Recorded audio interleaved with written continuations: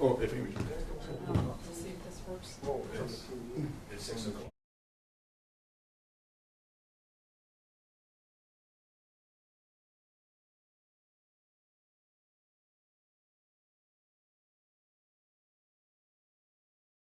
Or not be here tonight. Would everyone please rise for the pledge and remain standing for the prayer.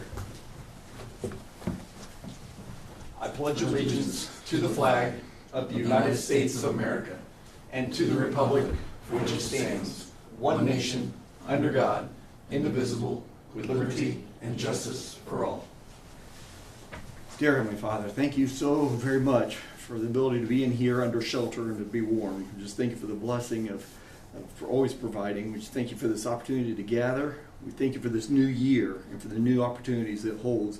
You tell us in your word that your plans for us are for good.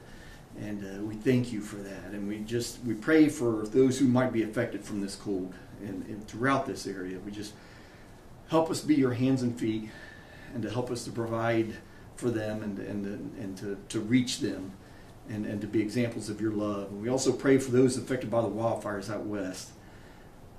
The fires don't discriminate. It's not just the well-to-do, quote unquote, that have been affected. It's so many people, and whether you have nothing or we have a ton, just to go through something like that is traumatic, and it can be such loss. And we just pray for your presence upon them, and we are so thankful for what we have, and may we not take for granted when we get to go home and have a place to call home, and it's there when we get there. We just thank you for that. And we pray for your guidance and wisdom in this meeting and throughout this year, and to help us make decisions that reflect your heart for this community. In Jesus' name we pray. Amen. All right. Amy, if you would, roll call. Gary Elliott. Here. Bob Leahy. Here. Jason Burr. Here. And I'm Tito Frias. Here. All right. Trust you've had an opportunity to review the consent agenda. Do you have any questions or comments? If not, I would entertain a motion. I'll move that we accept the consent agenda as presented. We have a first, we have a second. I'll second it. All those in favor signify by saying aye. Aye. All those nay, opposed nay.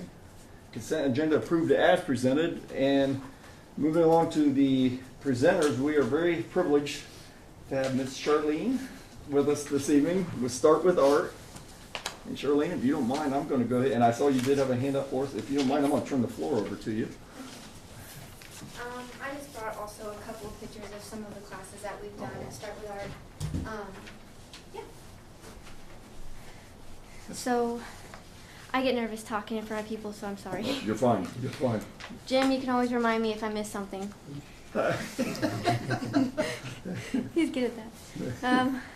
So last year we opened. We started our thought process and wanted to start in January, and we opened to the public in June. And since June, we've had over 600 kids in our classes, and about 200 of them were from our Monday mental health teen nights. We raised over $21,000, and our nonprofit is completely volunteer ran. We have 0 paid employees. Everyone volunteers their time. The building I purchased, so that's something that comes out of my own pocket for it. Our goal this year is to raise $40,000 for Start With Art, and that would make every single class that we do free for everyone. That's kind of like what our goal is with Start With Art. Sorry. We've also collaborated with over 20 different businesses and nonprofits. Our goal at Start With Art is also to not waste resources. So if another nonprofit is doing the same thing, we want to collaborate with them, so that way the donors aren't wasting their money on 2 nonprofits doing the same thing. You guys are also familiar with Pam Frazier. She's working on a Monday mental health teen night with us on Monday. I also helped her with the Balloon Selfie Museum in May. So we try to collaborate on different things, and if she's doing a different project, I like to promote and let other people know what she's doing. I also don't know if you know about Chasing Sunsets. It's a nonprofit run by a teenage boy that started out of Union. His girlfriend passed away to suicide, and we have been working on a project called Monday Mental Health Teen Night. Our 4th one is going to be this Monday, and we've had over 300 kids attend those. We talk about suicide prevention, mental health resources, This Monday we have AFSP, Chasing Sunsets, Reed, Meridian, Centerstone, and then a couple of the school counselors coming with resource tables so the kids can talk to them while also doing an art project. We're working on, I don't know if you know what Rex the Rock Snake is. Rex the Rock, what? Rock Snake. Rex the Rock Snake. Yes. Okay. So it's we want to start it at Goodrich Park, but it's something that was started in Wayne County where there's a big head of a rock and then kids would like paint rocks and add to it. And it's something positive. So that's going to be a start of the Randolph County Rock Snake, and that starts on Monday. What we're trying to look for is basically support from local organizations and businesses and individuals like yourself. So if there's any questions you have, or please Jim, I get nervous, he's really good about telling me things that I miss. Yeah. I'm an Army veteran also. Yeah, then thank you for your service. Big time. I get really uncomfortable saying that, but he's like, you have to tell them that. Yeah. Well, if you don't mind, because for anybody who hasn't had the pleasure of knowing Charlene, you've got a tremendous heart. And I would love if you wouldn't mind sharing a bit of that with the group in terms of what spoke to you in starting this endeavor, and what the genesis of Start With Art, if you will. Okay. So I have 4 children, and my oldest daughter is a teenager. And if you guys have teenagers, you know how hard that can be sometimes. We were having a conversation about mental health, and she was telling me that she wished that every child had a mom that did art with them because it helped with their mental health. And that's what kind of spun into all of this. So it was actually a conversation between me and my daughter that kind of turned into an idea. And I like to keep busy when I'm overwhelmed. And at the beginning of last year, I was told that I had cancer, and I don't have that anymore, thank God. But instead of worrying about the future, or I wanted to do something positive, so I'm turning like the stress and anxiety of what was going on into something positive. So, and then I also was a part of the journey home for a long time, and I think God put me there so I could learn what I needed to do with Start With Art. That's awesome. And that's still just a snippet of what our heart is in this process, because this is not something that you started overnight. No. No, but I also believe that God helped me a lot along the way. Yeah. Everyone's like, how did you get your nonprofit in 3 months? Like, the IRS approved it in 3 months. And I was like, that's because record God time. put that in my path. So, Well, you Um, guys, yeah. go. No, and you also have a. I apologize. I might be missing. Maybe I'm not. You have a giving structure. yes, I am Correct. so sorry I did not print that No, out. no, that's okay. No, go if you want to speak to it. That's fine. I was going to see if I could. I know I've got it in my email. Yes. Let me pull it up on my phone.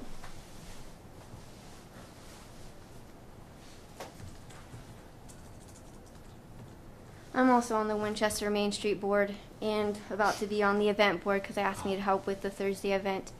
And then I don't know if you've also heard about Community Pathways. That's another thing that's starting in Randolph County. Their goal is to help the homeless and at-risk individuals in our community.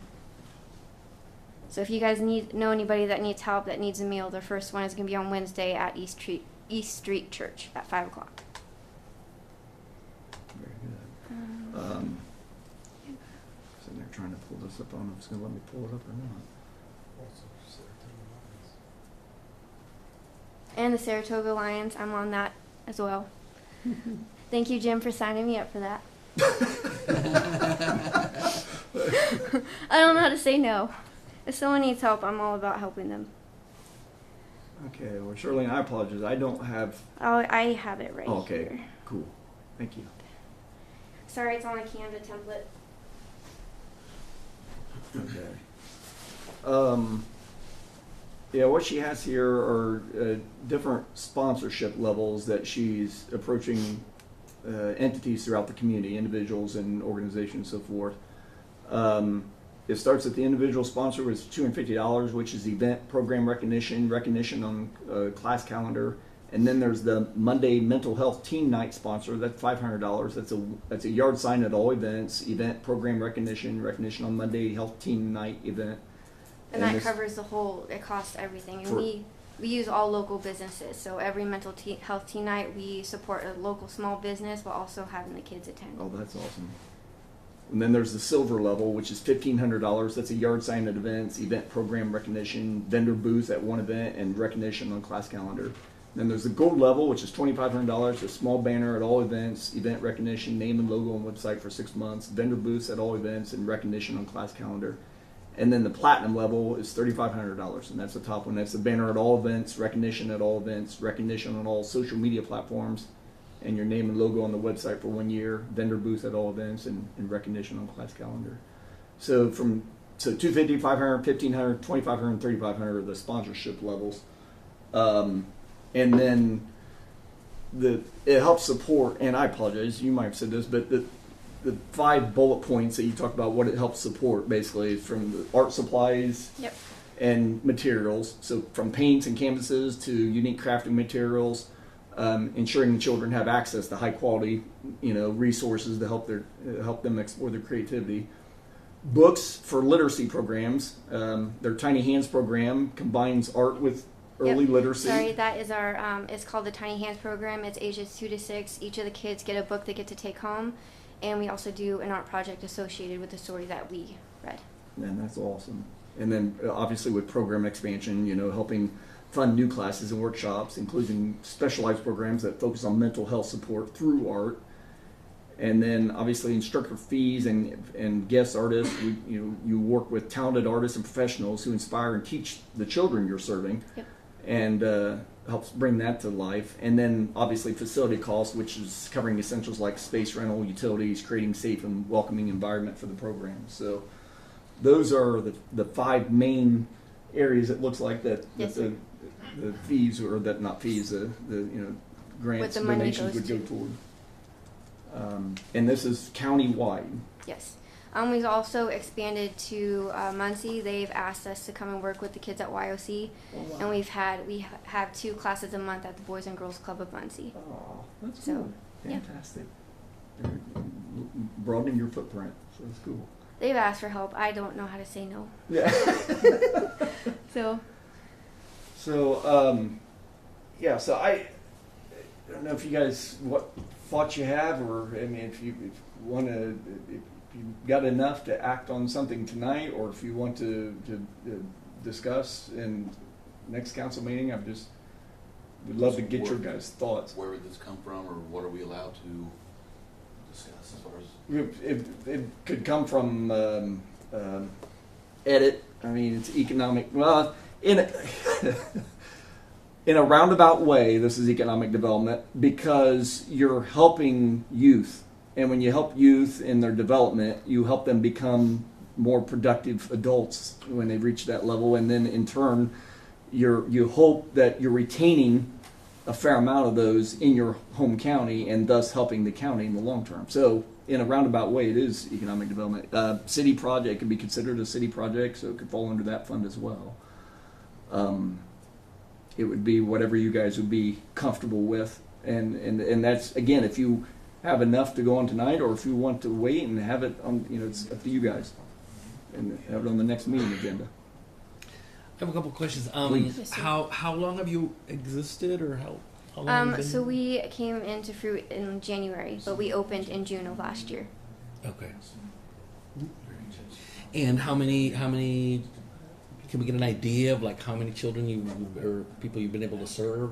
We had a total of 661 kids documented, and that does not include the free events and community events that we did as well. And that was with 67 classes. 67. Yes, sir. Busting their tail. Yeah. And about 80% of last year I paid for out of my own pocket. You can't ask other people to support something that you're not willing to support yourself.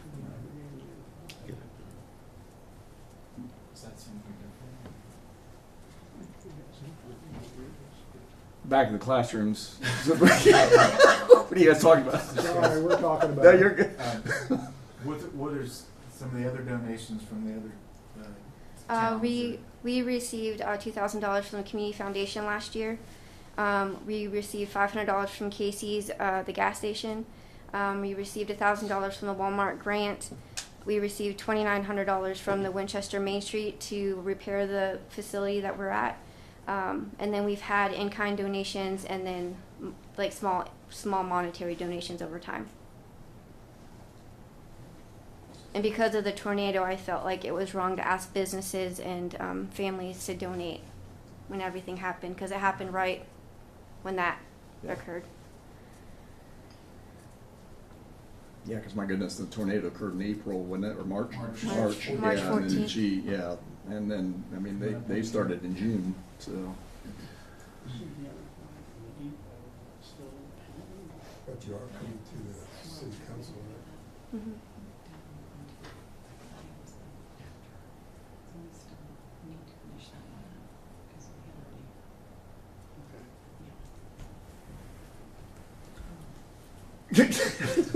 Well, what say you, council? Where's your office at? Or where's your, Do you know where the Haynes Hallmark store is at in Winchester, next Yes. to the First Merchant? Well, the pregnancy decision's right there, and then Start with Art's right there. Me and my friend painted the Nightmare Before Christmas mural on the window. Yep.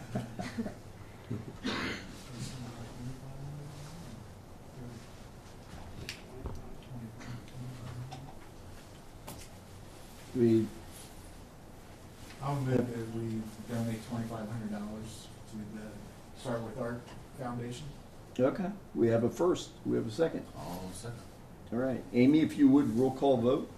Gary Elliott, Yes. Bob Leahy. Yes. Jason Burr, Yes. Tito Frias. yes. Great job, Charlene. Thank And you thank so you so much. I appreciate you. Encourage you to continue to make a big difference for others. Yes, sir. All right, department reports. We continue to beat the bushes for expansion and diversity in our industry. And right now we've got a possibility with mulch manufacturer that would actually, their equipment's built by B&M Steel, and they would utilize byproduct from Frank Miller lumber. And they would be located here in town. They would be out the edge of town, and it would be quite a seemingly perfect fit, you know, for us. So that's progressing along. We should have more insight over the next couple of meetings. So keep that in your prayers. It's start small employer beginning, but with aims of obviously growing significantly more. They could provide mulch like Scott's and other, you know, notable retailers or wholesalers. And then we're in the infancy stages with furniture manufacturer, and it's to be an upscale furniture manufacturer. And so we've had an initial meeting and went very well, and that would start off just 30 employees, but actually their end goal is about 300. So so keep that in your prayers as well. You know, we're continuing to diversify as much as possible, because every economy is unique to the one before it, and some things do well even in bad economies. So we're going to try to find as much diversity in our local economy as possible. And then Community Christmas, that was a successful season. Anybody sees lights still out there, we are working feverishly to try to get them down as much as possible with Mother Nature's cooperation, which she's not been in the best of mood over the last few days. So we appreciate everybody's patience and guidance, and we'll continue to get that story, but also appreciate everybody's support, because it was a wonderful season. Clerk Treasurer Amy, do you have anything for new business that you want to cover? Nothing more than What's already on the is already on the agenda. Perfect. Works. Council members, Tito, we'll start with you. I don't have any new business. Happy New Year, Jason? Brick. Yes, Happy New Year. Yes. Jason, I don't think so. Bob. One thing, Mhm.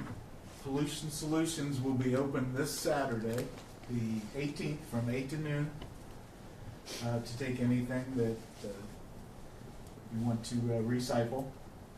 And that will be the last one, and then they will open for the season on March 15th through October than for, Have they been open in January in the past? I don't think so. I was gonna say I don't recall that, so that's I'm wonderful. not sure they were open any days in the winter time. I was gonna say that's Like we had a impressive. couple in December, and now we got one in January. There will be none in February, Okay. but Well, I tell you what, they probably picked the best day of the entire month, which I think is supposed to be Saturday. 40 degrees. I think. Saturday from 8 to noon on State Route 32 in Winchester, 8 to noon. and then they'll open for the season, the summer or the spring, summer, fall season, and on March the 15th. Super.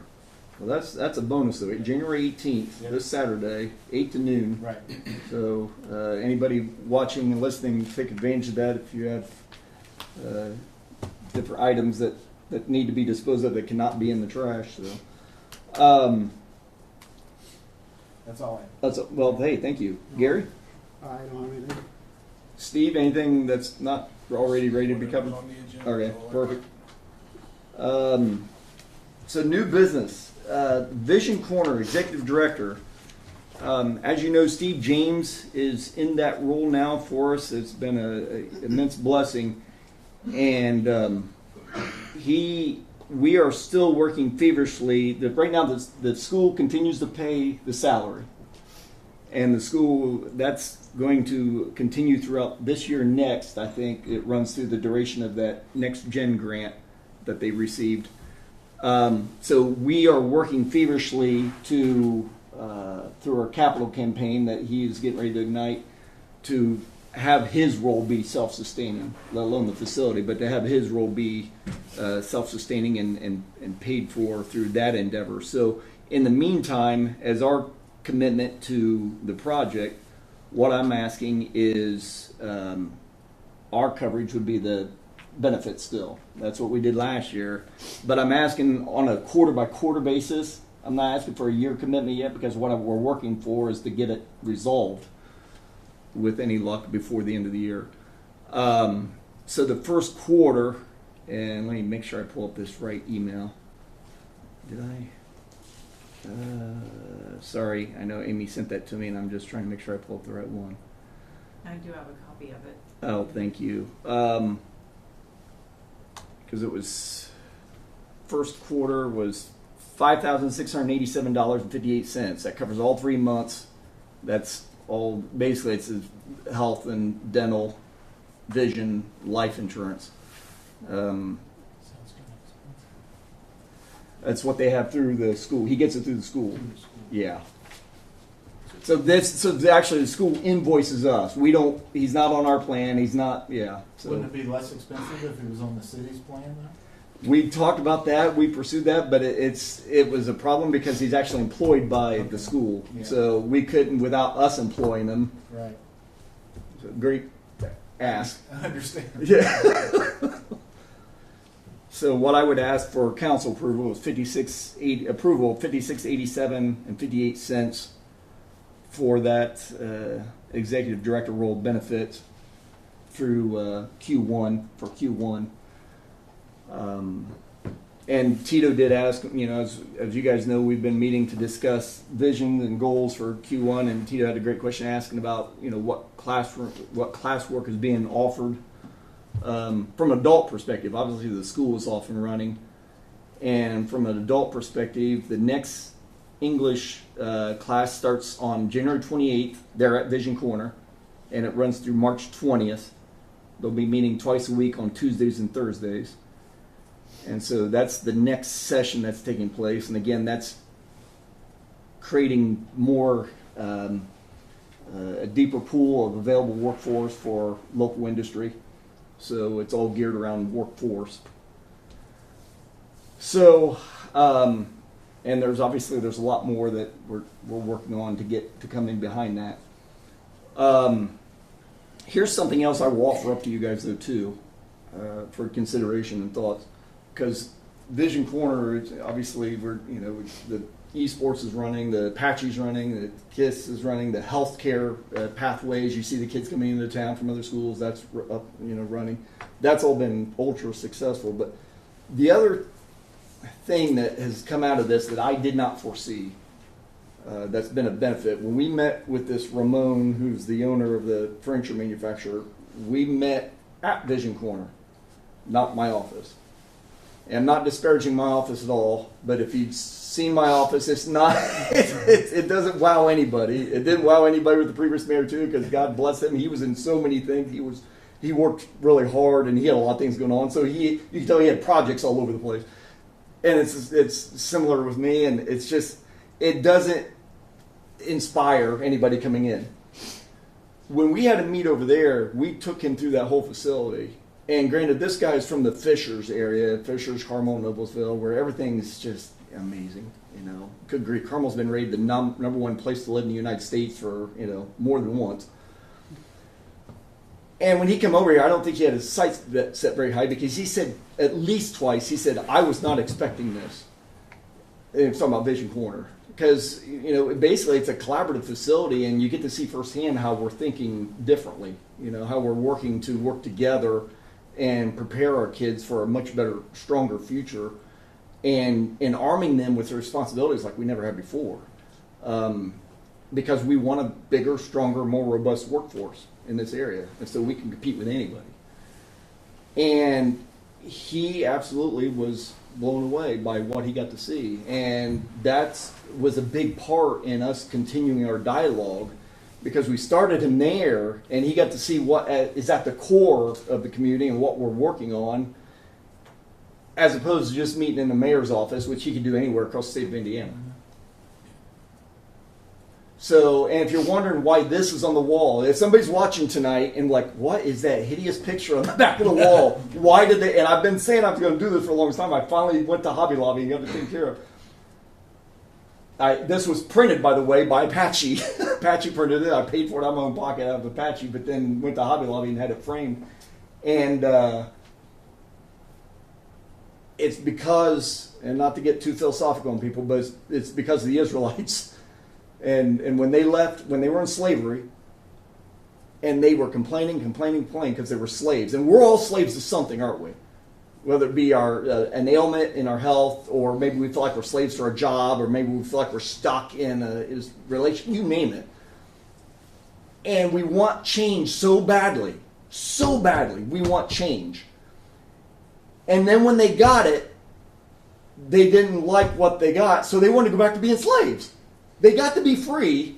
They got into the desert. It's like, where's our food? Where's our water? Wait a second. You're leading us to, and they want to go back. They'd give anything to not be slaves anymore. So they got that, and then they lost their faith in a matter of probably days, and wanted to go back. And that's why this picture's up here, because I don't want anybody to want to go back to that. It's a reminder that that's what stood there for years and years and years. And that's not what anybody wanted. And it's also not a sign of what's possible. So what we're talking about now is obviously evidence of what's possible. So that's, long story short, in case anybody's wondering, that's what that is. So any questions or thoughts? And if not, I would entertain a motion.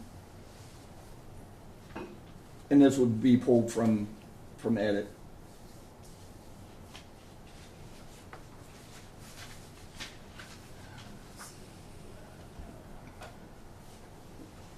I move that we accept or propose the first quarter of benefits package for the Vision Corner Executive Director for $5,687.58. We have a first, do we have a second? I'll second. Amy, if you would, roll call vote. Gary Elliott, Yes. Bob Lighting. Yes. Jason Burr, Yes. Tito Frias. Yes. All right. ESI. Amy and Steve, if you don't mind, I'll let you guys tag team this. Oh boy. Or You're Steve. talking to two people that are technically challenged. Yeah, so I am a tech tard, so just know that I want to try to make this sound as good as possible.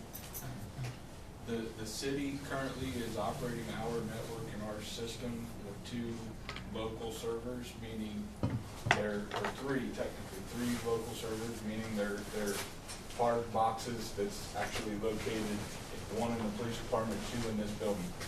We are constantly having failures with our emails, with different processes.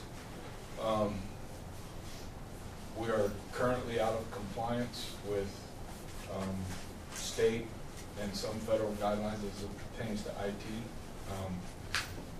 We are not as protected, and Gary, you can correct me if I say anything that's grossly wrong, but we are not as protected with a local server as what we are with a cloud-based server. So in this process, we have been questioning our current IT provider for a good while. Their billing is atrocious. We're constantly getting late notices because we don't get the invoices that come through our email server that they've set up. We don't get the emails. It's just been a mess. So their contract was up in 2024, and I did not renew the contract because I wanted to look and see what else was out there. I wanted us to be more forward thinking and see what could be done. So in that process, we're looking at a company by the name of VSI. We're looking at moving our emails to a cloud-based server. We're looking at basically modernizing our technology and trying to ensure that we are better protected, more protected. Things are up to date. We're not behind the times, and our customers' data is as protected as we possibly can. So what you have, and I don't have anything in front of me, but what you have, it's 3 different contracts, is that correct? Or 3 different things. So one is the service contract. The unique thing about that service contract is there's no additional billing. With what we have now, we pay a monthly service contract, and then we're billed for $75 for every hour that they have to do work, which we're probably getting work orders currently.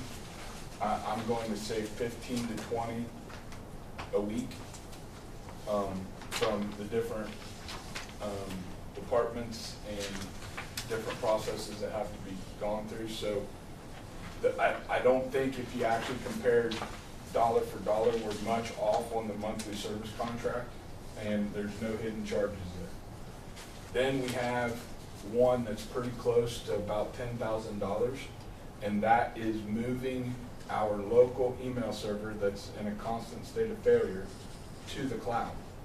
So that's just the labor to do that. And then the other one is the monthly service charge for the emails. So what we are asking is that you guys allow us to switch IT providers and get this thing signed and put to bed. We've been working on it for a year. We've talked to 3 different IT contractors. This is the most cost effective for us to switch to. And it is, I think, the right direction to travel. So they are also currently here working in our community. They are the primary IT provider for Randolph Eastern Schools as well. So it's not somebody that's never been here before. They're here on a regular basis. Where are they out of? I believe Carmel, Westfield area, somewhere in that general vicinity. I'm gonna leave this one up to you. There was different amounts, you know, on each one of the papers as far as so much per month for this one, so much. Do you know what the totals come to? I don't have those things in front of me, so.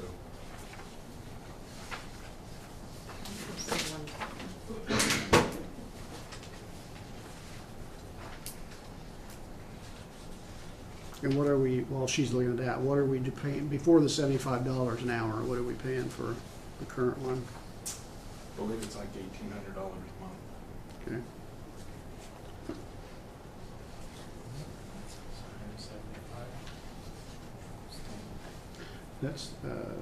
That's their setup and doing everything to start it off. Okay. That's to transfer all their email. That's the 10 grand he was talking about. Yeah, and that's a one-time Right. hit. That's the migration. Correct.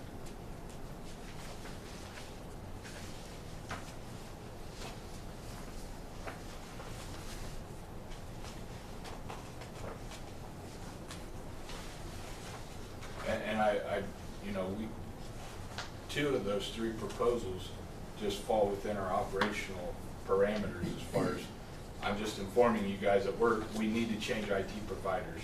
The other one is just a hair under that $10,000 threshold, so we wanted to make sure we laid it before you guys to make that decision. But we really do need to get our emails off a local server. The mayor was actually hacked right before Christmas, and I started getting all kinds of strange emails on our internal local server. So we need to get this rectified.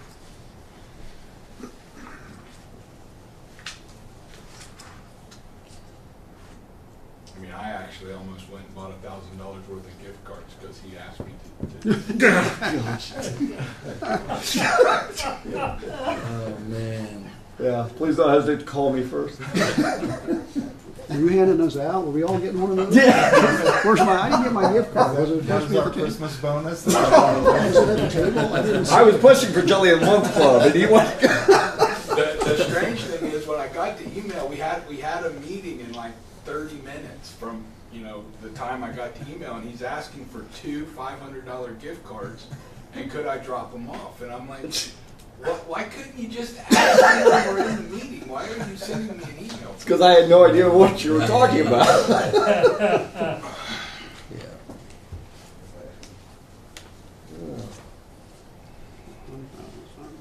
So, if I understand correctly, it's all of this falls within your budget, right? The monthly service contracts for the email and the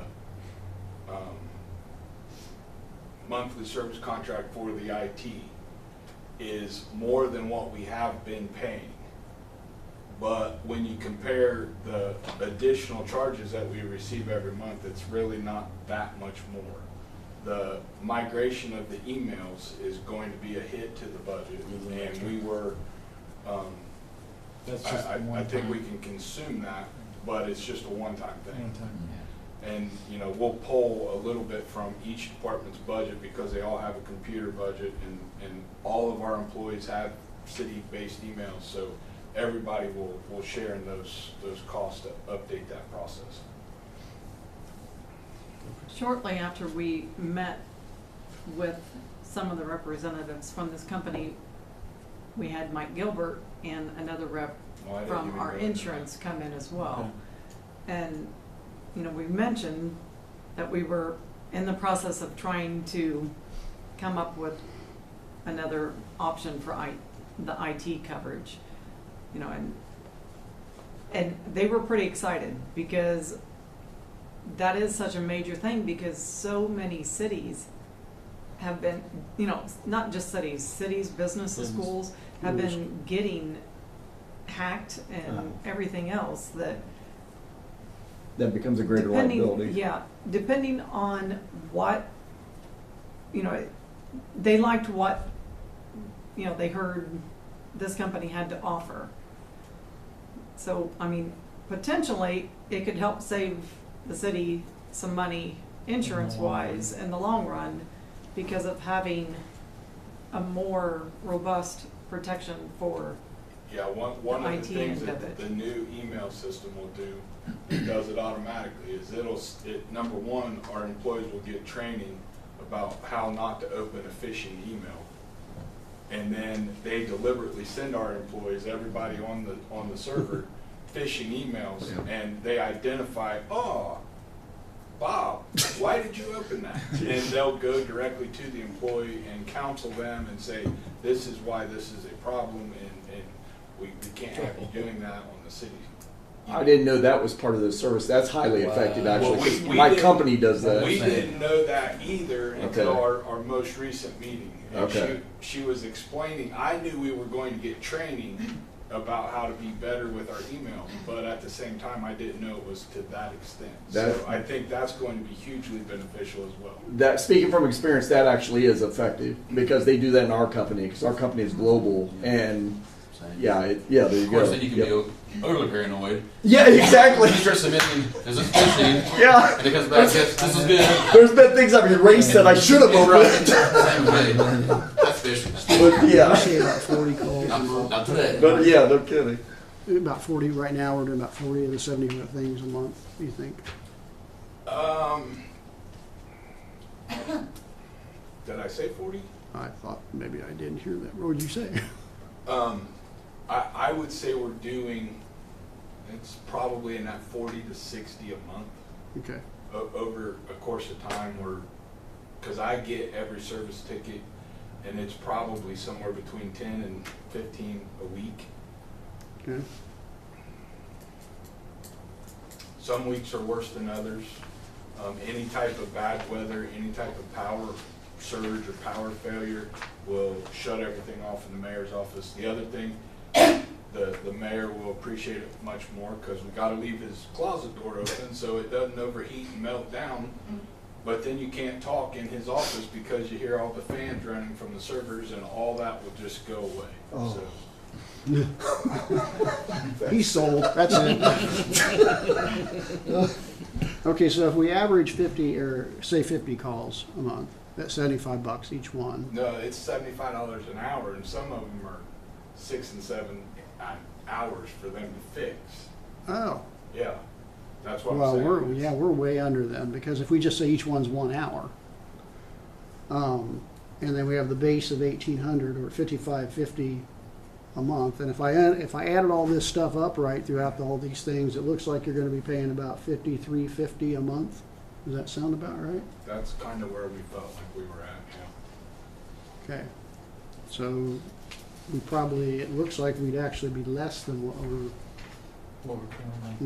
we're paying because of the with the hourly rates. And you said it's all inclusive, they don't have any, Yeah, the only time that we're going to have an additional charge, which we'll have a quote to be approved for that, the only additional charges we'll have is if we're adding a piece of equipment. yeah. If we're adding something to the service contract.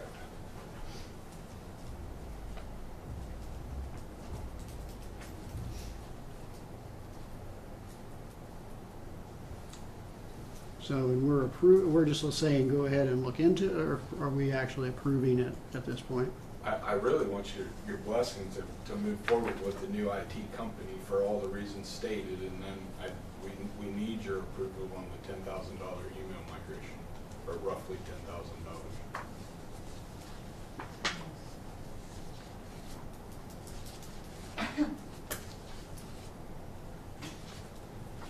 I'm good. I'm good with it. How you want me to? Okay, thanks.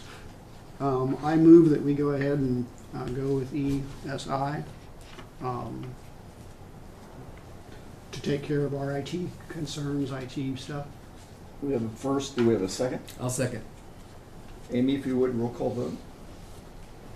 Gary Elliott, Yes. Bob Leahy. Yes. Jason Brewer. Yes. Peter Frias. Yes.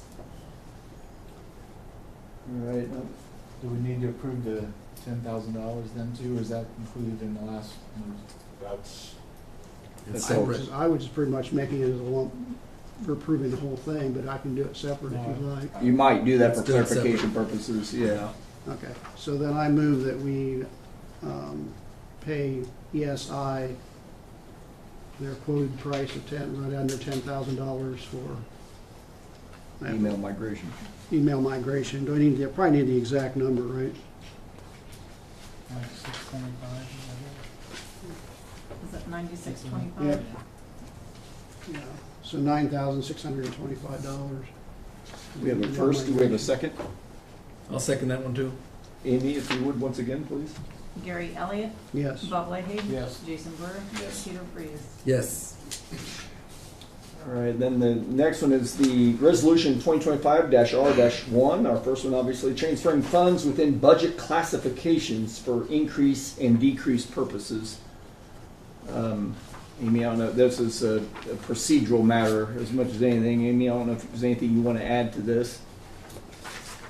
Well, what that is just any of, gosh, how do I explain this? Within the funds, they've got the three numbers at the end. Some are 100s, some are 200s, some are 300s, some are 400s. You know, within each fund, And when one of those, if there were all 400s, if there was money left in one 400 fund, we could just shift it without any approval.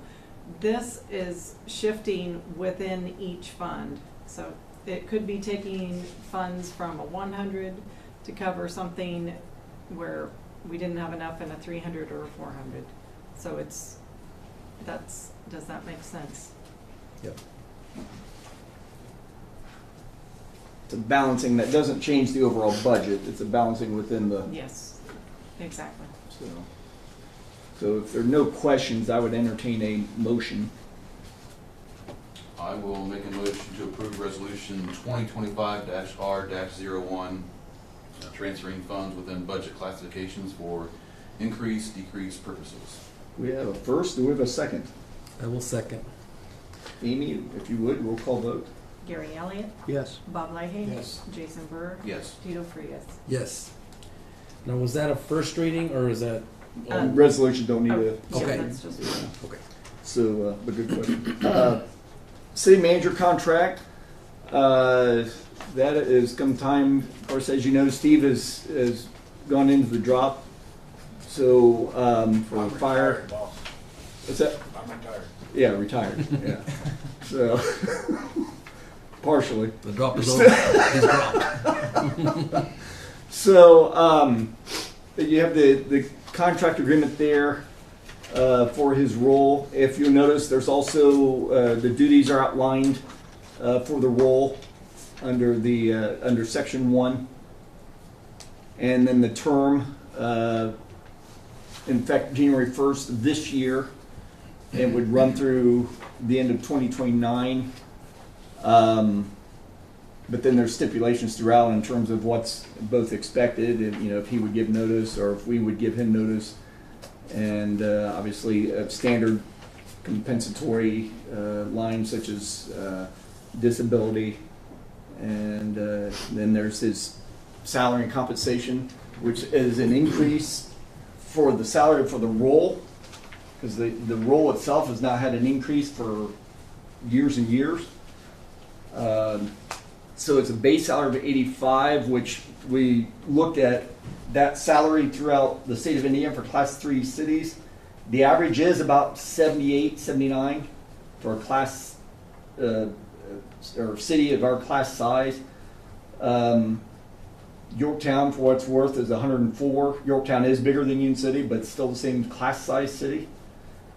So this is very much within range of what would be expected, especially one thing we have to do, we have to think long term, because none of us are going to be here for the duration. These positions, people come and go, but we need to be competitive in terms of what we would try to draw in here, or what the next administration would try to draw in here for this role. And so that's what is before you for this. And I trust you guys have had a chance to review. So any questions, thoughts? I have some questions. Sure. What is the logic of hiring the city manager on a fixed term contract? Do we hire all city employees on fixed term contract? No. So what's the No. logic of not, why wouldn't we hire him just as an employee, for example? Just curious. Good question. So the one thing I did see, which I know when I sent this out, I had to do a major fast scan. So the one thing afterwards, when I had more time to try to absorb the whole contract, it is a contract. So he's a contracted employee and not a hired employee? Is that the right way to say it? Mm-hmm. So, I mean, that part of it, after I had more time to absorb it, that part made a little bit more sense. So, I mean, he is actually a contracted employee versus just That's the way it's been hired in the employee. past too. Correct. The past contract for 3 years. I believe. Yeah, the past The contract, I most- think, was 2. Two. The most recent contract I signed when he took office. 2. No, when he took office in 2020 is when, Okay, so it's 5. well, it was 4. 4 years. But yeah, because you didn't take this role immediately, because he was an assistant his first year. Uh-huh. That's right. I was an interim when Monty was Yeah, when injured. Monty Right. was, And then yeah. Monty came back, and then Monty ultimately left, and that's when I signed the contract. And that's a good question. To be honest, I think it's state. I think it's how it's governed by the state, but I could find clarity because this actual contract was created by Maura. We reached out to her, and she's the one that provided this and has provided the insights. So, and which she's done this for other communities. So, but that's the city manager has a little bit of leeway, I guess, in terms of from a contractual standpoint. That's what allows him to contractually do other things as well. Such as serve the Ohio side contractually. So I mean there's flexibility, I guess, if you will, in that. Not something that we have created as a municipality, but something that is actually above us.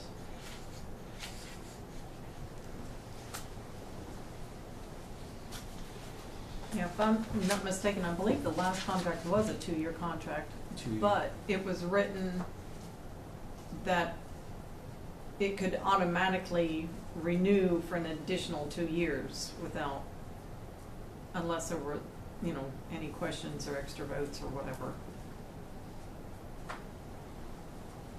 That sounds right.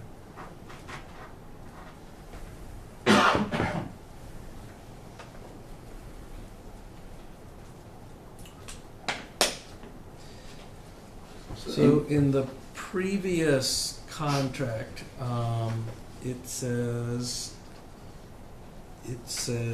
that 36,000 will come from the sewage operating fund and the waterworks operating fund. That was for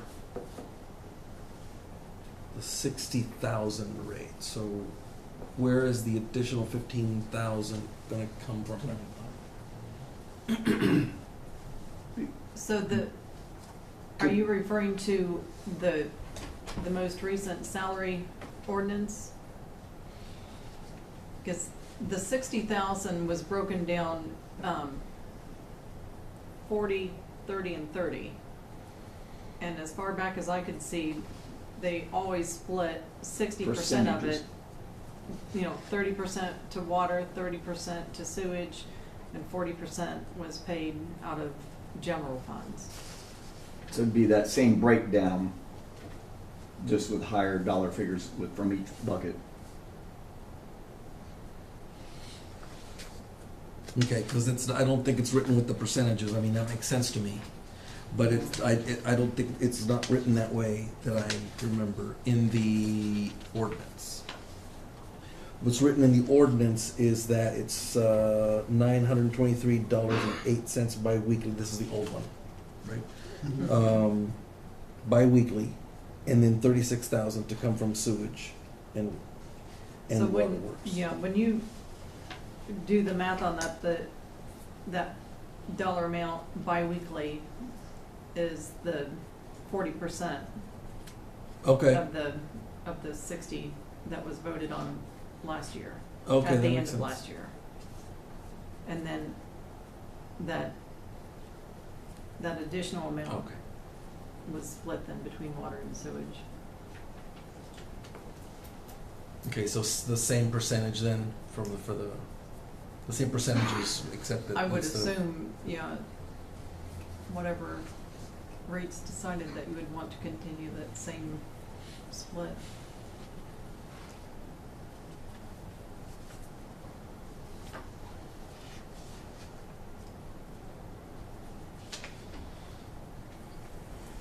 Any other questions?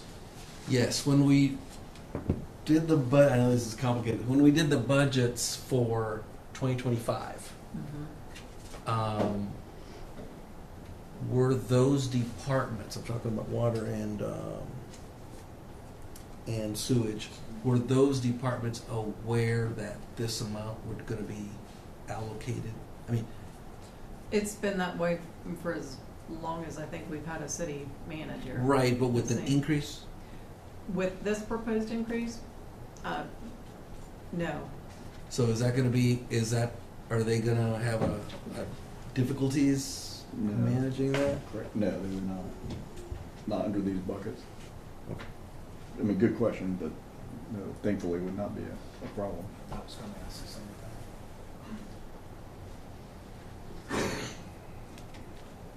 Keep in mind that we'll be actually paying out less overall with this role than what we did have him under the previous arrangement. Right. Because in the past, we had the fire Fire, department correct, correct, paying a big amount, and now they won't pay any. correct. But does that stay So- in their budget? I mean, are they able to spend that on something else now? Conceivably, yes. The fire. Fire, yeah. No. No? They could not? No, Well, because the role, you mean? Because the way we figured the budget, we knew Steve was going into the drop We- and would be. Oh, I see what coming you're saying. Out, You didn't so- budget. You didn't for budget that back amount. in. No, So that Gotcha, was okay, taken out of their gotcha. budget out already. of theirs, Oh. yes. Had it been budgeted back in, they could have, but we didn't, okay. I'm with you. Retirement's been a 3-month process, so the office is fully aware of what's been going on, and they've built it into the budget. So a city manager wouldn't have anything to say or opine on or approve or investigate for the fire department and for the police department? What do you mean? Well, I mean, I'm imagining that if someone is providing a service in general to the city, and there are different departments, and the water then is contributing to part of those services. So it's just to, I mean, so it's now the fire department, okay, he's not technically, managing that, but doesn't a city manager have some sort of oversight role with that? They report directly to me, so not directly. We Okay. work in conjunction with them, Sure. but not with direct oversight, Gotcha. if that makes sense. That makes sense. Thank you.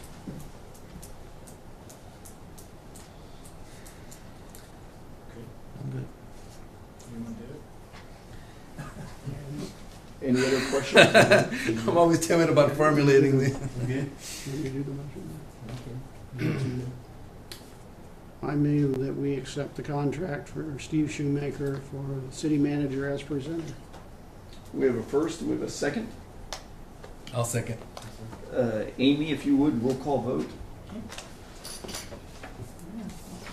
Gary Elliott, Yes. Bob Leahy, Yes. Jason Brewer, Yes. Joe Frias. Yes. All right, and then the facade grant, which is Stone 207 LLC. This was actually approved by you guys in 2024, and obviously Yeah. payable this year. Yeah, I'm sorry. And I put that on there, but, I don't know that it really needed to go on there.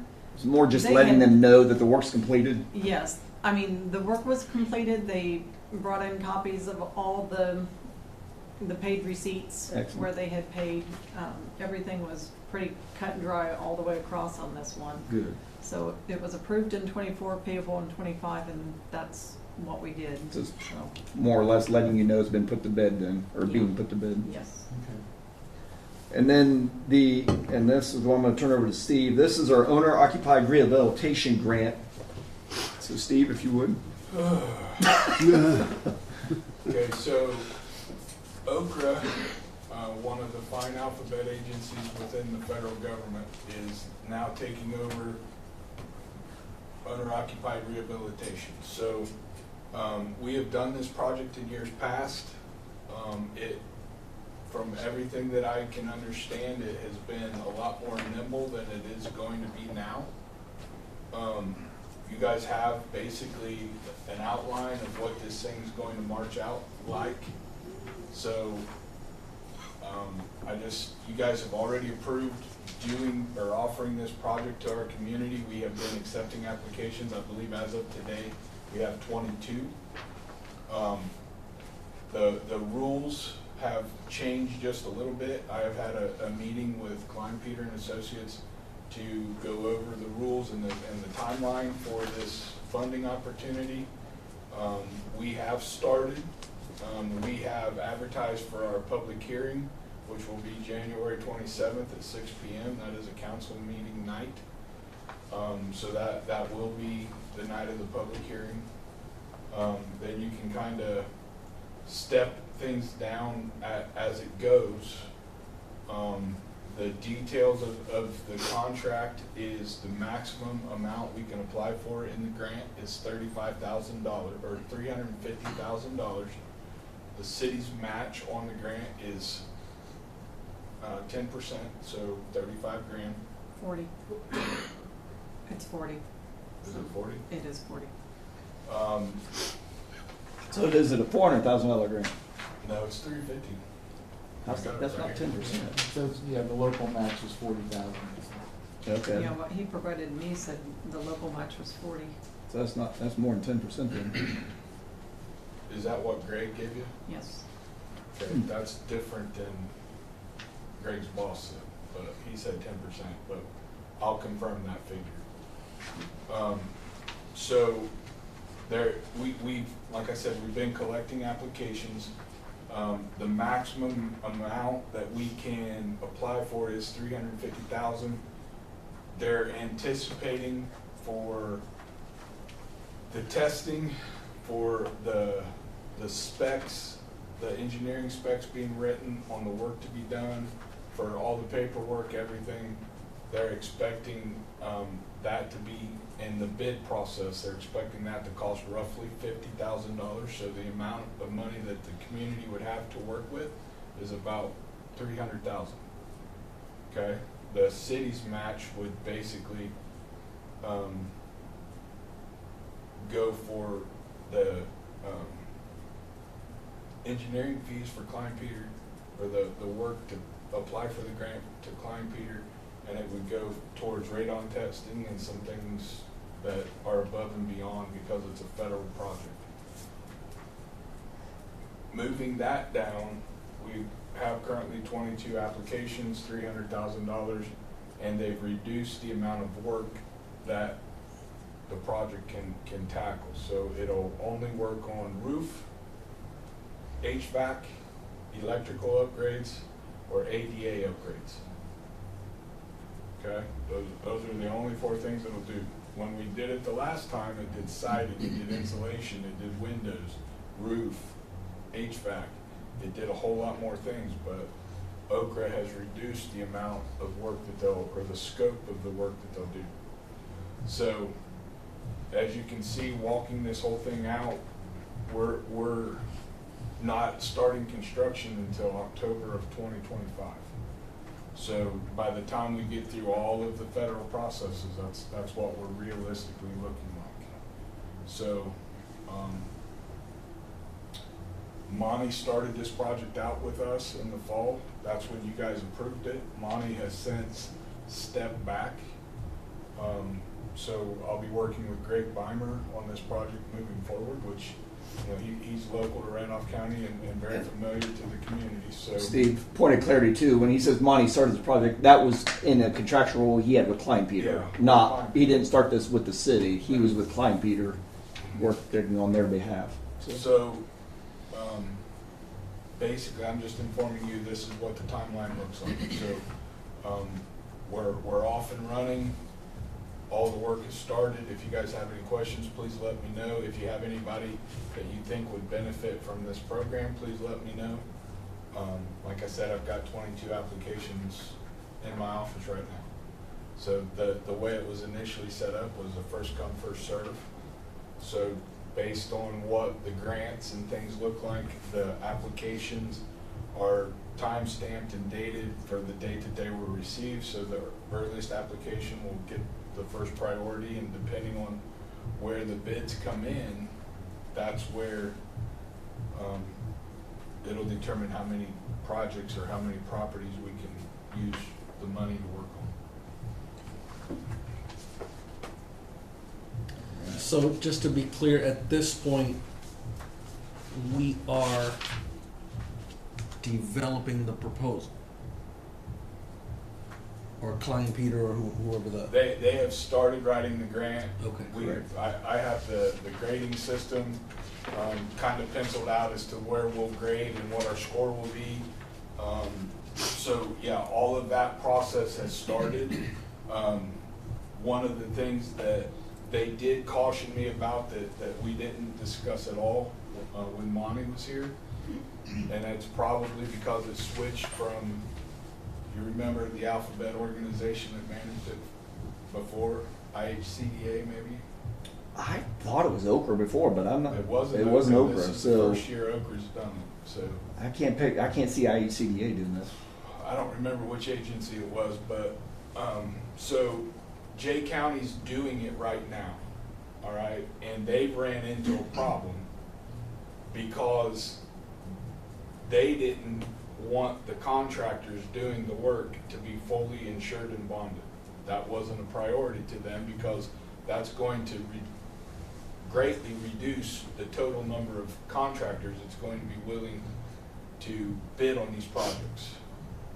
So, but now Jay County's in a situation where they may not be as protected as the county as what they probably should be. Klein Peter's recommending that the city demand fully insured and bonded contractors, which will reduce the number of contractors that'll bid on it. It'll probably eliminate some of our local contractors from doing this work. But, you know, that's something you guys are going to have to decide as this thing evolves. You're going to have to make that decision. We will be bringing Mara into this conversation. I'll be sending her the packet from Klein Peter. You know, she'll be advising us on what the right answer to that question is.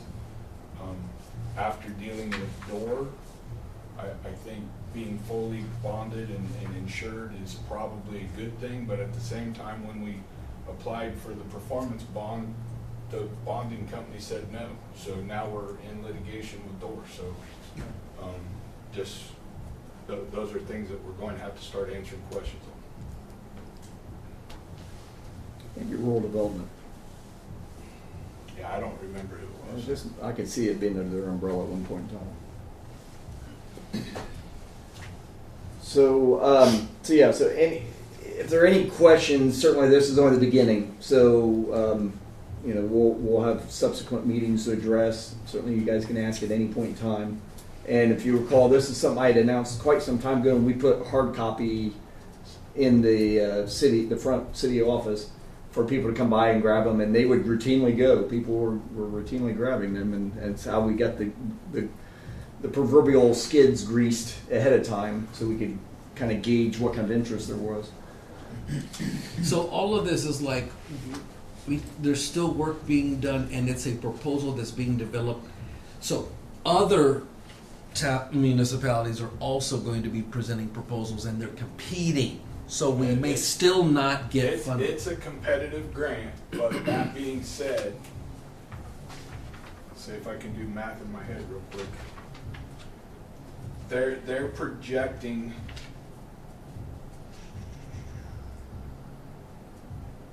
Do you want a calculator? there's 700 total possible points in the grading criteria. Just quickly looking at it, we're 224, 90.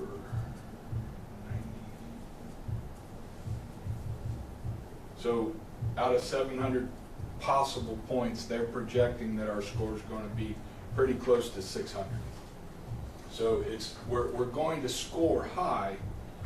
There's some things that, you know, like we're leaving some points on the table. And I'll see if I can kind of explain this. So that there's bonus points that we can pick up if we, I don't even know if we create program specific priorities, which I don't feel like we should do, because then technically this grant, by doing that, we're excluding maybe some people in our community because they wouldn't be program specific. So I don't feel like that's a good idea, and neither did Klein Peter. But we are leaving 50 points on the table that we can't get because we're not going to specifically target a sector of our population to only receive this grant. So, and it would be individuals with disabilities, aging in place, veterans, or single parent households. So we could pick one of those, and if we picked one of those to target, then we could pick up possibly another 50 points. But Klein Peter didn't really recommend that because now you're singling out other people that may really need the work done.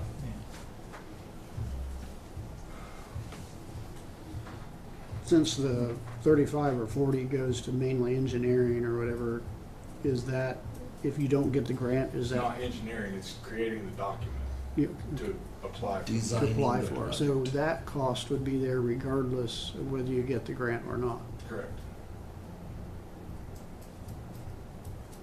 And I don't want to seem brash, but we will get this grant. We haven't really been rejected from any grant.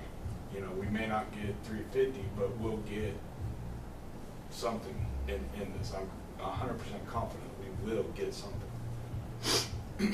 The maximum, and this is another crazy thing. So you see start date January, really before that, end date or construction start date's October. We can apply for this thing 4 times a year, which doesn't make any sense to me because it takes 10 months to do anything. But we can apply 4 times a year for $350,000 each time.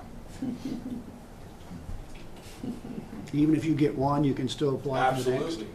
You can stack them as fast as you can do the paperwork if we had the money in our edit or project fund, absolutely.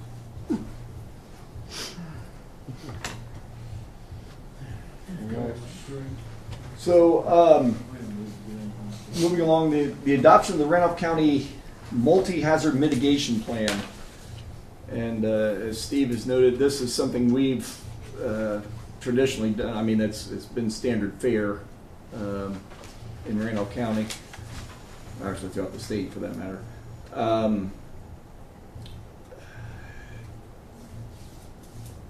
Talks about, and Chris Shaney felt, obviously he sent the message out to all the clerks that county was given temporary FEMA approval for Randolph County's updated multi-hazard mitigation plan, and for us to, for your respective town, i.e. you and city, to be able to apply for mitigation grants or other grants related to disasters, we will need to adopt the MHMP formally at our next board meeting, hence today. So again, God forbid there be something that would happen related to a disaster, for us to be able to apply for any type of assistance, we would have to have this adopted. And that's what it boils down to. So Do we need to vote on that? we would need approval. Yes. Yeah, and really, I mean, this plan's been in existence for 20 plus years. So all we're doing is updating it every year and passing the updates. Yeah, it's standard fare. The last line sums it up the best. Your town board is not required to adopt this resolution. However, if the board chooses not to adopt the resolution, your town, city, will not be eligible for any federal mitigation or disaster recovery grants. So if you vote not to approve it, I will not be sharing my cell phone number with anybody, but I will share all of it. Cheesy. I make a motion that we adopt the Randolph County Multi-Hazard Mitigation Plan. We have a first, we have a second. I'll second. Amy, if you would, roll call vote. Gary Elliott, Yes. Bob Leahy, Yes. Jason Brewer, Yes. Tito Frias. Yes. All right, lastly, But I'm sorry, go I ahead. did have some comments on it, though. I mean, I'm good with approving it because we have to if we want to have access to a disaster fund. But it doesn't mention our tornado that happened, you said March last year. So, I mean, you said it's going to something that's like updated annually. I mean, I don't know from where this one dates from, but it doesn't have anything from last year. We had a extreme heat event, right? And no burn order in the county, and that didn't appear at all.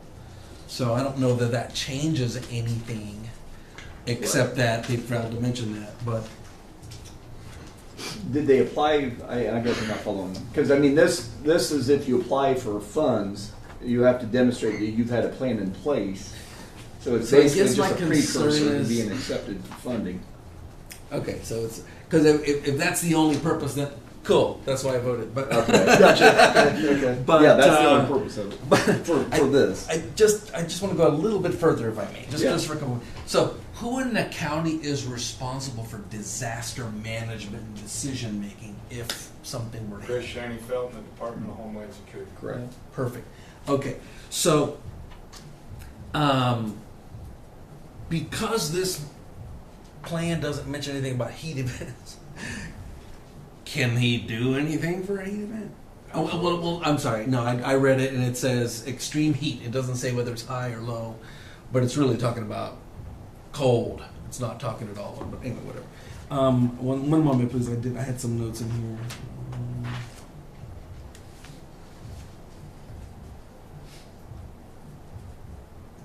So I'm wondering, do we have anything as a county or as a city, like a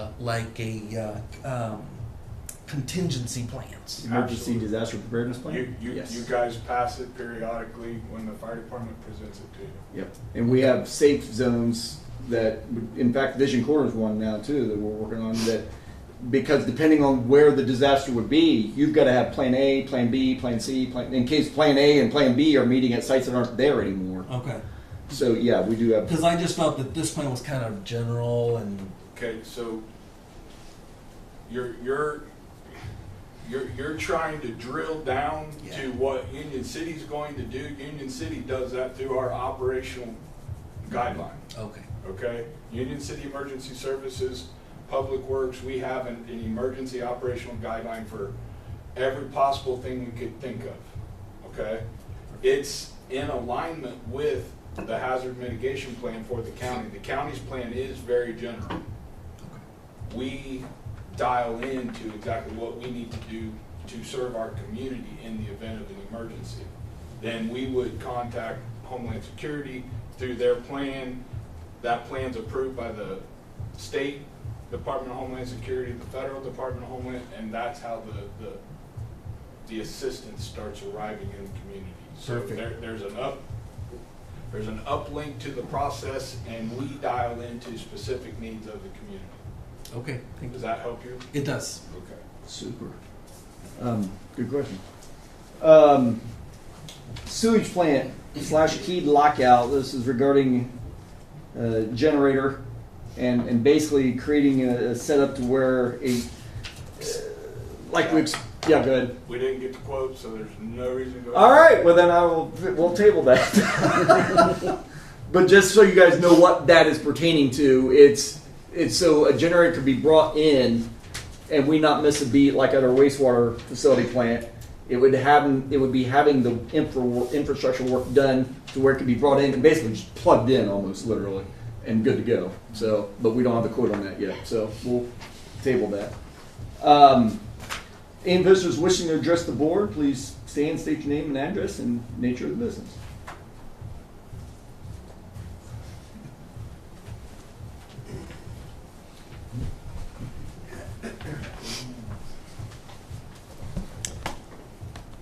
My name is Jim Nunez Jr., President of City Council of Winchester, and also I'm wearing two hats today. Also, Jim Nunez Jr. from Randolph County Tourism.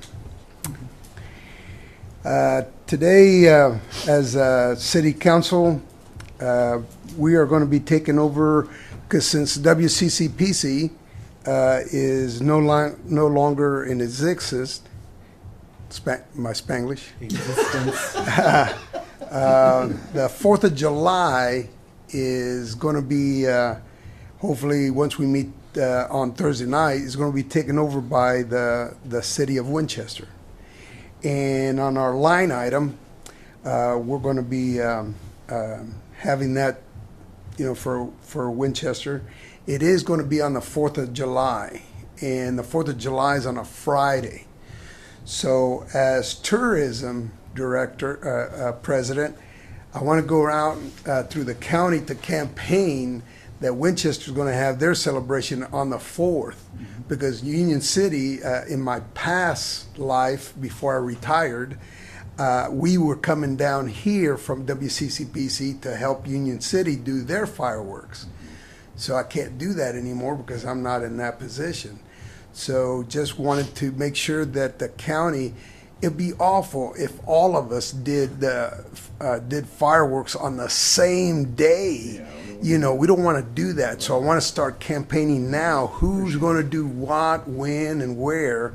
That way we can all kind of help each other in each town to go celebrate 4th of July. I'm talking warm weather now so we can get all heated up right now. So that's my campaign for right now, to kind of find out when Union City's doing theirs. Parker's doing really good job of doing their celebration and stuff. So my duties as tourism presidents to find out who's doing what. And so that's one of my questions for 4th of July. When are you guys going to be doing yours? So you know that Winchester's doing on the 4th, and we have a celebration in the park on that day because we have a concert in the park, like you guys have your concert, and Parker does theirs, and Saratoga does theirs, and Shake Rag does theirs, and so you know you have all these little towns do, and their villages do theirs. Okay, on the other one, you know how last year we had the eclipse on April the 8th. I know that very well because it was on my birthday. I still celebrate it. So now we found out that 30 years ago there was a movie made. It was called Now and Then, and it was produced by a writer, and I can't remember her name right now, but I'll learn it. It was done at Gaslight Edition in Winchester, District 3. Which is my district in Winchester, and it was done in 1970, and it goes from 1970 to 1995. So that's what they're making now. They have this celebration for about a month and a quarter of Now and Then things. So in that movie, they talked about Ridgeville, they talked about farmland, they talked about Winchester, they talked about Greenville, Ohio. So it's been probably 30 years since I've seen the movie, so I've got to go buy the movie or whatever to see it again. But there's a lot of celebration going on, and I'm trying to get everything help with the committee, since I don't know how I get myself into these things. I'm about as bad as Charlie that was here. I kind of hard to say no to things like this because this is really great. This is kind of history that just not happening. It was because I graduated in '72, so I don't know what it was happening in my time, and I didn't know that those people were there. So anyway, I'm trying to help out with this celebration, and it's happening in Randolph County. And I'm sure that those girls had to go through Winton, Union City as they're going to Greenville. You know, there's no other way. Otherwise, you go the back way. So anyway, I'm trying to do this publicity, so because of being in tourism, it's all part of that. So we're going to be having tourism help out with this project also, which is all inclusive right in this area. And then also in Saratoga, there's going to be celebrating 150 years of celebration of existence in Saratoga. And I'm not even going to attempt that word, because it's really, and I The sesquicentennial. see, even for an American, for yourself, you can't even say it. For a Mexican to even say it, it's, you know, I'm not going to try it. So at the same time, the Saratoga Lions, which I think there's a Lions member in here somewhere, they're celebrating 75 years of existence in Saratoga. So I know there's something here in Union City you guys are celebrating. I know that, you know, just getting up and being alive is celebration. But I know that there's something here in Union City that you guys are going to be celebrating, something big here too. I know Parker's going to be celebrating something fantastic. So that's my job, to go around and find out so we can collaborate. Yes. Just like you guys collaborate with Ohio. You have the same name, but just the different state. So that's one of the things that we got to do, because we got a lot to celebrate. You know, we're human. We don't need to have all the the doomness of paying bills and this and that. We also have the happiness of living in Randolph County. And that's what you remember when you were little. You want to do the same thing to our young ones. To be, to come back, live here, and also have the young ones remember these kind of things why you live here. Yeah. So that's my campaign about doing this. So anyway, those are the kind of things that I'm here to talk about and to kind of spread the joy of living in Randolph County, living in Union City, Ohio, Indiana, Saratoga, Ridgeville, Parker, farmland, all these, that's why we live here. Because, we can make a good living and we can enjoy life here in Randolph County. So that's all that I want to do. I know it's past my 3 minutes, but. Yeah, no, if you don't mind, give us a heads up next time. We'll put you on as a presenter. Well, I didn't know I was coming here. Oh, okay. To tell you the truth, because I was just going to come and visit my 2 cousins. Oh, that's But, awesome. Well, in terms of celebrations, this year's unbelievable, it's going to be our 20th year for Community Christmas. And we're working feverishly to make it bigger. And we're actually we're in the infancy stages. We're trying to get a line to a drone show out the west end of the park to add to the light show out there and kind of revamp that to celebrate our 20th. Well, just make sure that the planes don't go too low, that go inside one of the drone's planes. too high. So yeah, but that you can start broadcasting that to mark off December for Union City. Yeah, because tourism, I don't know if I know you You know guys have it. been great with the billboard. Yeah, Yep. we spend And a I lot of saw money this on year. giving because that's what we do. That's why we get the Yep. tax dollars, to go and promote outside Exactly. Randolph County. And we get a lot of people from outside of Randolph County. Yep. And I know you guys take a toll of how'd you find out about this? We like Yep. those questions. Yep. And that's what we need to find out. I know that when I'm over here, people ask, well, aren't you from, when I'm taking Lions Club cancer, it said, aren't you from, yes, but, we're over here, we're all getting for leader dog and all kinds of stuff. But as I'm a lion, we're lions everywhere, but we're over here taking your money and we take their money, but it all goes for a good cause. Absolutely. So that's the thing, and that's good that we're all known for something like that. We work together. Yep. That's the Amen. thing. When I come somewhere and when I see one of you guys over there, that's the good thing. You make friendship. It's just like being in sports. When you play against sports and stuff, it's still you're making good friendship. You're making memories. That's what I always say. It's a snapshot of life. Yep. Amen. Well Thank put. you. Well, thank you. All right. All right. Well, next city council meeting will be Monday, January 27th at 6 p.m. Keep in mind the public hearing will also be that evening, as Steve mentioned earlier, for the owner-occupied grant process.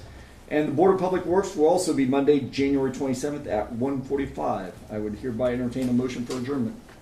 So moved. We have first, we have a second. Second. All those in favor signify by saying aye. Aye. Meeting adjourned.